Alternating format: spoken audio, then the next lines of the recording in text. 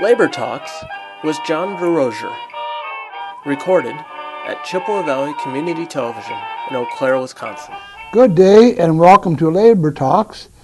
Today's special guest is Scott Ellingson, who we hope is enjoying summer because Scott is a teacher. He teaches Spanish in high school, and pretty soon he's going to be telling us where exactly he teaches. Scott, welcome to Labor Talks. Thank you for having me, John. Good to have you here. Good to be here. Now, we know that you teach Spanish. Is that correct? That's correct. And where do you teach? What school? What town? That type of thing. I teach right off of Exit 1 on 94 in Hudson, Wisconsin, right on the border where we look right across to Minnesota. And I've been at Hudson High School, I guess, for 25 years now. I just completed my 25th year, and I actually originally started out at the junior high school. Okay. And, excuse me, has Act 10 affected your school, and if so, how? Such as the teachers or the custodial workers, anything like that you've seen? Yeah, Act 10 has definitely impacted my school and how it works. We're fortunate, though, in Hudson that we are a growing community, and we have a lot of younger teachers that have come on to us, and they've done a great job with that. And so we also have a really good administration, and they've done a great job at kind of mitigating some of the impacts of Act 10. Nevertheless, I think in Hudson and in pretty much all schools in Wisconsin, we've had the loss of voice is probably one of the bigger impacts aside from the teacher retention. Where before, when you had a union that was probably in a different place before Act 10, you felt more confident when you had a concern or when you wanted to give input for educational decisions, especially if it were to go contrary to a district initiative. And now I think even in Hudson, where we have an excellent administration and everything, you still probably always have to be a little bit careful. In other districts, from what I hear, it sounds like you have to be a lot more careful. Now, because of Act 10, about all you can negotiate, if I'm correct, is wages and benefits. Is that correct? Actually, it's just base wages is all that you can, in theory, negotiate. And negotiation, as we once knew it, as we once recognized it, is certainly not recognizable anymore after Act 10. And let's see, what about benefits? Have the premiums gone up, or have you seen your retirement or health benefits decrease at all? Yeah, we've been more active with bidding out our insurance, and now we are with health partners, and we've actually been able to, I think, stabilize the increases by doing that. They've still left the deductible where it once was, but we are making a larger contribution, no doubt. And even though other areas around the state, I know they're making really big deductible payments, and so that's been a big impact elsewhere. We've been impacted, but not as much with the general premium. Now let's get back to wages a little bit. Is there a cap on wage increases, or a cap on what the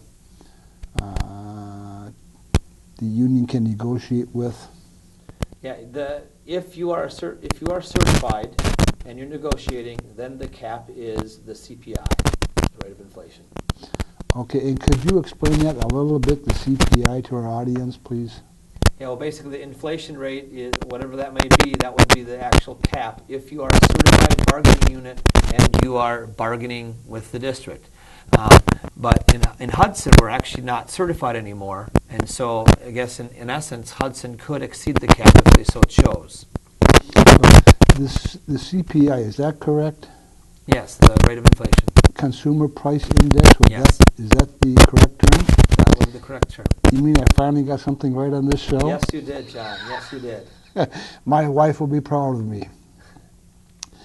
Have you seen, I have heard stories about teachers leaving Wisconsin and going to Minnesota.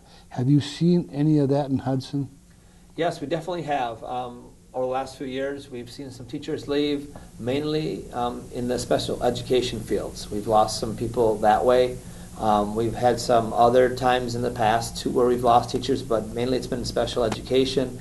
I know in other areas they've been losing a lot more. Hudson has done a really good job of trying to compete with Minnesota, and getting a good starting wage up there. That's been really good and well done in Hudson. My concern, though, is despite their efforts, that we still could lose some really, really good young people. I have some people right down my hallway in my department that are excellent, excellent teachers, and even though we've rolled out a new salary structure, depending on how things go for them, it still could be tough to retain them. And that's my biggest fear with Act 10's impact is as we get newer teachers that are in the district, they don't quite have the path that they can see on a piece of paper like they used to. Pre-Act 10, when you had the traditional salary schedule, you had basically years of experience going down, and then you had it going across on the top. You had the education level, master's degree and beyond. And so you could kind of look on that chart and see where you would be a few years from now, and where you would be if you were to get some credits, to get your master's. And you could see that as you go, that even, just like the veterans, you can see where they are at, and you can see that, well, one day I will be down there, and hopefully that number's growing too. Mm-hmm. But now, post-Act 10, you don't usually get that visual. You can't see that. And so you really don't know how it's going to be. You're going to be at the mercy of the district each year to see what kind of raises you'll get. And those credits for experience often are not happening. In Hudson, they're taking care of that a little bit with some at 5 and 10 years and so forth, and 15 even. But many districts, they don't have that. And it used to also be that you could invest money in your own education and professional development to make yourself a better and more qualified teacher. But now that's not usually honored either in a lot of districts. And so, again, you're just at the whim of things, and you don't know how far you're going to be able to go. And so I think that's really tough for our newer teachers. Now, I get the feeling that your school administration and perhaps your school board would like to be able to negotiate more with your union, but they're trapped because of Act 10. Is that accurate? Well, I'm not sure. I mean, I think they welcome discussion, and as they did the new salary structure, they did a great job of having a committee with teachers and educators on it, and so they were able to get feedback. But they were the ultimate drivers of this. They know where they want to go, but I think to their credit, they are very cognizant of Minnesota and the Minnesota wages and the more traditional salary structures there, and so they worked very hard to get a system that they believe will help keep us competitive and allow us to retain our young people. And again, it does involve some experience things, which is not involved in a lot of districts. It also involves the master's degree, but also involves the evaluations of the teachers. And so if they are distinguished teachers, they can then go ahead and jump up the salary schedule significantly, but they need to be distinguished in many categories to do that. And so, now, is it safe to say that you still have a friendly environment as far as negotiations between the union and the school administration? Well, again, I don't know if go ahead. Or is it just hostile? No, it's not. I don't think it's hostile at all. I think it's been very friendly. I don't know if I'd call it negotiations, though. I think it's, again, they've had a committee set up for a new salary structure, and that's been going on for a few years. They get feedback, and they've made lots of changes. They've listened to some things, but in the end, they are the ones that decide it. And and we have to see how it all works out, especially based upon these evaluations that I talk about. And if those work out well, then it could be a very, very good thing. And it's certainly a lot better than what I hear from other districts with how their salaries are going. Now, this is not a question that I have listed here, but I'm going to ask it anyway. It's my show. That's right. You can do what you want. No, I can do what the audience will let me do. Okay, sure. But Hudson is pretty close. Actually, it's right on the Wisconsin-Minnesota border. Mm-hmm. So that would make Minnesota pretty accessible for teachers who want to teach in Minnesota, because all they got to do is just drive across the border. That is true. And if I were in your shoes, or your principal's shoes, or anybody else's shoes teaching at Hudson, I'd be pretty nervous about that. Unless I wanted to go to Minnesota. Right. No, and I think they have been nervous about it, and that's why they've made a great effort to especially get up the base wage so you can attract and compete with Minnesota and have other incentives. I think they're very, very aware of it, and that's a real blessing, I think, to the educators that are there, because they need to know that, Minnesota right across the border, you can look across the St. Croix River and there's Minnesota, Sure. and you Yep. hear all the time. And when we lose people, it's people that tend to go to Minnesota. And in fact, a lot of our staff actually live in Minnesota, and so they're already right there. Oh, so my. it's even easier. It's not like you have to pack up and leave, because a lot of people are already in Minnesota. My colleague across the hall, my department, she's in Minnesota. Down the street, down the hall, she's moving to Minnesota, looking to buy a house there. Still working in Hudson, but it's not going to take much to move over, especially if there's not a real big reason to stay. And with the way the retirement system changed with early retirement, and the way everything is, there's not a lot of incentive to stay in Wisconsin anymore. And so it's a lot easier to move on. As a result, have the classes at the Hudson High School grown larger?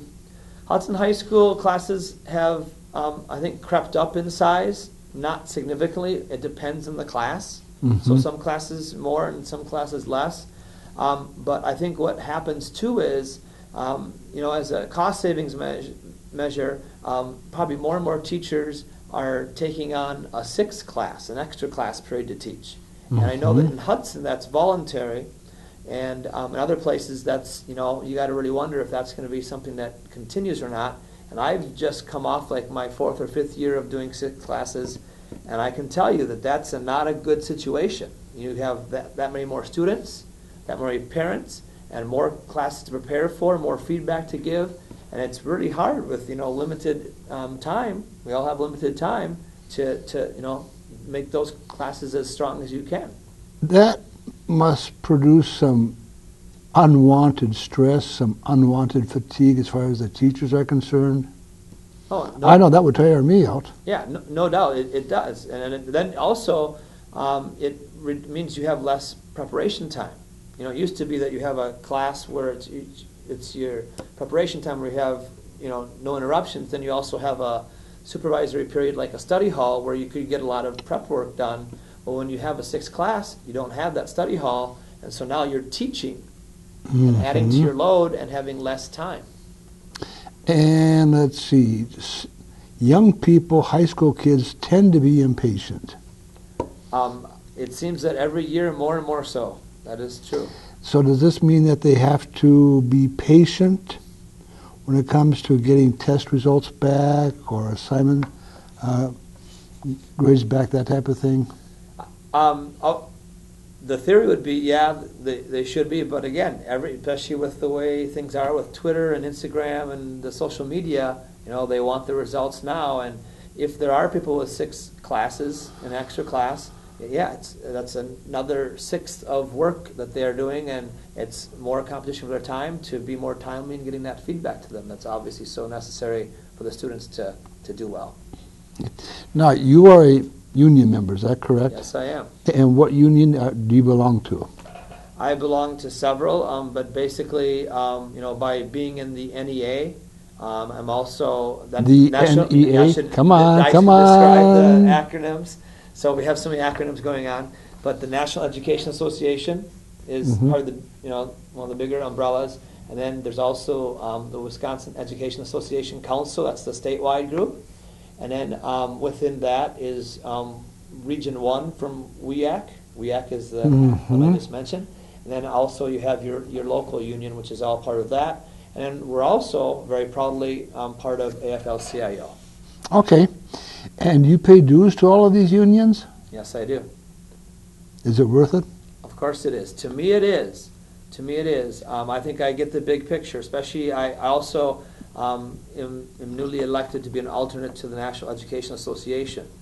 And so when I go to Washington, D.C., and I'm involved with meetings there and I help with lobbying and everything, it allows me to see the bigger picture for how unions fit in with education and equality in this country, and how a lot of times test scores, ACT scores, are directly related to states that have strong unions. And so I get to see the big picture of how, even with the reduced ability to bargain, how it's still important to be a union member to help increase the quality of the people that we get and the work that we do, and ultimately the quality of the work for the students, which obviously matter the most. So you've been to Washington, obviously. Yes, I have. And who do you think is more effective, President Obama or Michelle Obama? Well, if you go by magazine covers and initiatives and so forth, boy, I wonder if it's a close contest there. Michelle does a great job of getting out there and going after her initiatives, and she's a very positive voice out there across the land. But that's a good question. I better not answer. I don't want to get in trouble with Michelle. I don't blame you. I just wanted to have some fun, folks. That's all. But if I had to make a choice, I would go with Michelle Obama. She is, without a doubt, a very well-spoken person. She really is, and she has a lot of self-control. And I'll let it go at that. Okay. Mm-hmm. I'm sorry. I didn't mean to put you on the spot. Let's see. Now, you've already explained to us what you can negotiate for. Mm-hmm. So I don't think we have to go over that a second time or maybe a third time, okay? Okay. And let's see. You've already answered the question, have you seen an increase in the premiums, etc.? And you've seen that and some decrease in benefits. Has there been a decrease, point blank, has there been a decrease in health care or retirement benefits? Definitely. Well, the health care, I think, is, while we contribute more, I think we're more or less getting what we received before in terms of health care benefits during while you're working. As far as retirement goes, though, at least in Hudson, they have a different tiered early retirement program now. So basically, those who are eligible to retire by 2016, they more or less get the same retirement that we had before Act 10, which I think is great. That's wonderful. Those in the next category, which would be like myself, I believe it's roughly 20% less. All right, and then it keeps phasing down with each group. So basically, the younger teachers, I think they get very little. It's more of they have to make a contribution. They're kind of on their own. But so again, I feel fortunate that given everything that Hudson has chosen to honor, at least a certain phased program, tiered program, where at least I have a pretty good benefit still. But that's good for me. But I've been there for a while, like I said, 25 years. Mm-hmm. But again, my concern is with new people coming in or new people who come into the future. They're getting less.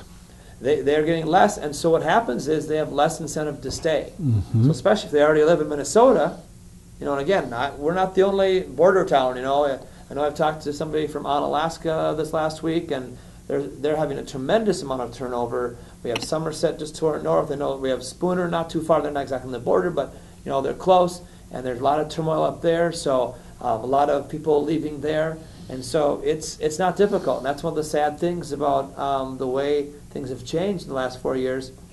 We're seeing a lack of stability and a lot more turnover, and certainly that's not good for our students. I mean, I have kids in the system too, and I don't want revolving door teachers. I want to know the teachers and know that they've been there for a long time, and I don't want them to be job searching while they're teaching my kid because they're not happy. So I think that's really important for our students that we have a stable work environment where people want to come and stay. So we're looking at a strong possibility of a teacher shortage. And it seems to me that the governor and his allies are proposing some things that I don't think you're going to agree with. Specifically, just about anybody with a college degree can teach in high school or K through 8. Anybody in the system, K through 12, basically. Yes. Mm-hmm. Do you think that's going to make up for the teacher shortage, just by going out and hiring? I have a college degree, I do, but there's no way you'd convince me that I'd be qualified to teach in high school. No way. Yeah, it's a really a poor decision to make it that simple. And basically, we already have Minnesota and Wisconsin. I think a lot of places across the country, we already have programs available where you can go ahead and you can take night classes and you can end up student teaching. And I think over a course of a year to 18 months, you can go ahead and get a teaching certificate.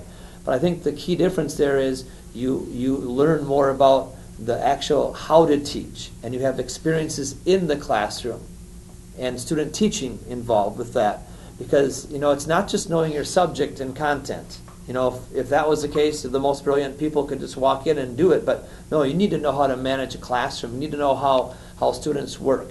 Exactly. So that's really, really important. One of my best friends, Paul Alenta, who we were together in third grade, he was in the insurance industry making a good salary, but he decided that was kind of an empty thing for him. He didn't feel a lot of purpose in that. So he got out of that, did things appropriately. He went to Augsburg, I believe, a great program, and he student taught, and he's been a teacher ever since and doing a great, great job. In fact, now he's mentoring other teachers too as he goes.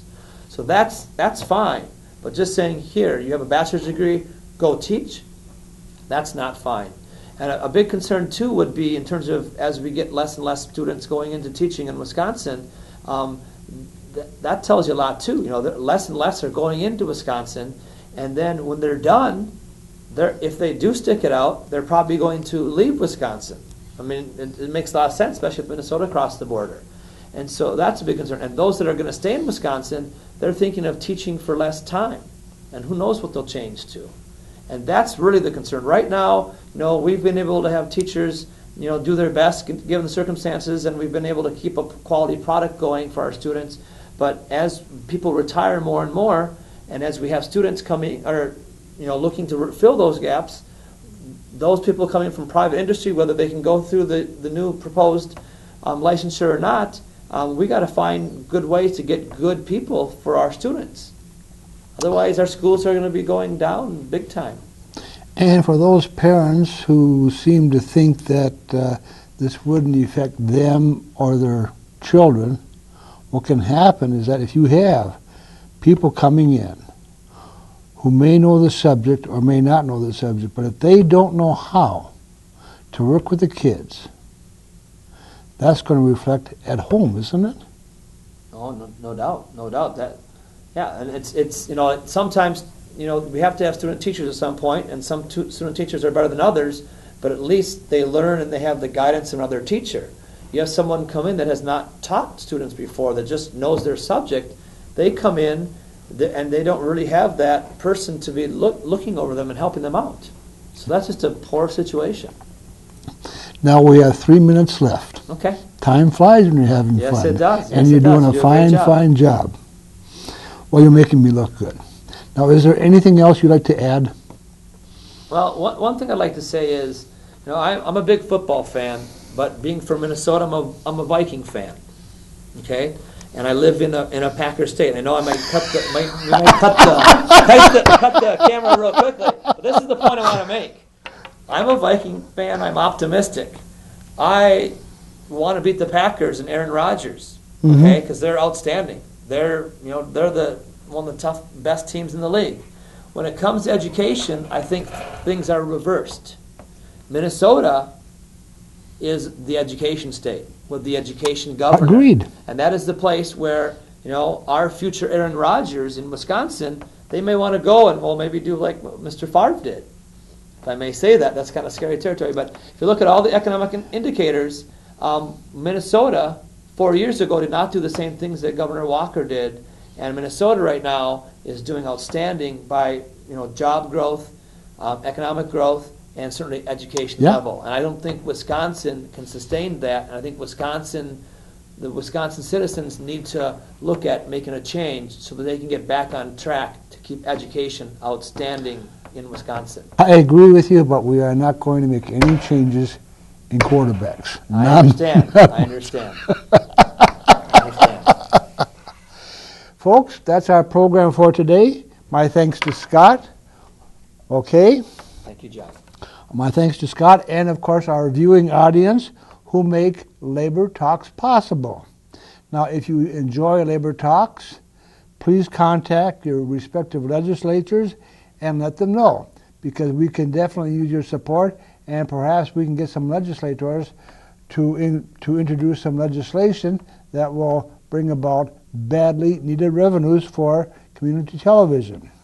Also, Labor Talks can still be seen on channel 993 every Wednesday at 7:30 p.m., every Saturday at 12:30 p.m., and we can also be seen on Google, which gives us a national perspective or national audience. All you have to do is Google YouTube and Labor Talks, and there we are. Wonderful. And that's our program.